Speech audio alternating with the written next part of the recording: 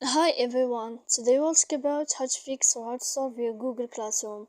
To know how to find the solution about Google Classroom app, you should just go to settings. Here in this page, you will enter to apps, default apps, app settings. Then we click on Google Classroom. After that, you'll enter to first stop. Then we click OK. Here we'll enter to storage. Then we click clear cache. You will go to your Wi-Fi and you will turn off your Wi-Fi. Then you can wait 3 seconds and you can turn on your Wi-Fi again.